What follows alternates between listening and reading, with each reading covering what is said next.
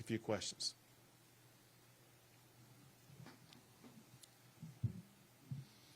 I'd like to know the obvious question, but what's the motive here? Is the cartel trying to kill Americans? Are they trying to get money, votes?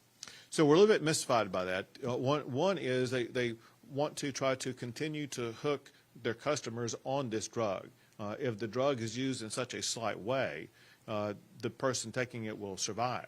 But it is kind of ironic that the drug cartels are selling a product to their customer where they will lose their customer. That said, that mimics other approaches by the cartels. The cartels could care less. The main way the cartels are making money right now is through human smuggling.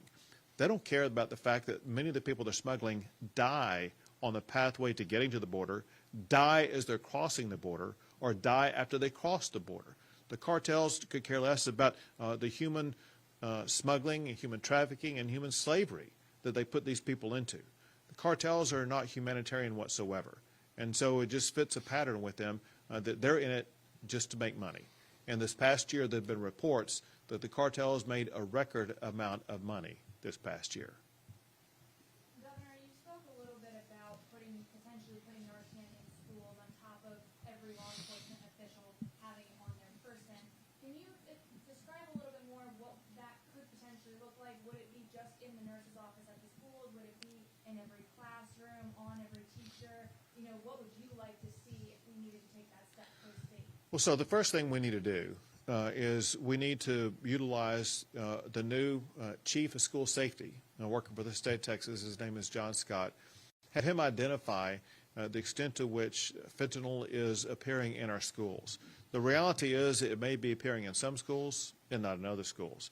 There's no reason to have Narcan in a region where it may not exist. If, however, it does exist in any school, we want to make sure that they have sufficient Narcan to be able to treat the students there. And you would think that a single location such as a nurse's office would be the safest and best location for something like that. However, we would leave it to the safety professionals at each school to make that determination.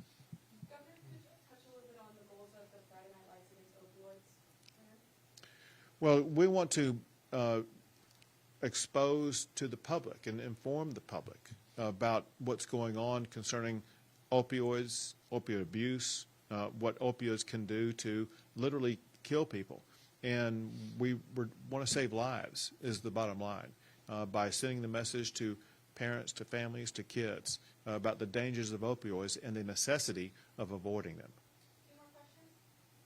Governor, earlier this year, the More Narcan Please program throughout the state had to stop taking requests for Narcan from different groups around the state because it ran out of funding.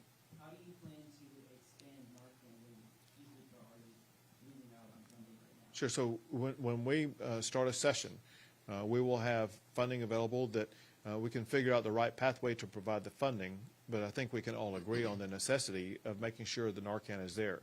We have several funding paths. Texas has the beneficiary of having such a robust economy. Candidly, Texas has the #1 economy in the United States of America right now. And a byproduct of that is that we have a budget surplus of $27 billion. And we can squeeze out of that money to provide Narcan. Also, the governor's office has criminal justice grants that may have the possibility of providing funding for Narcan.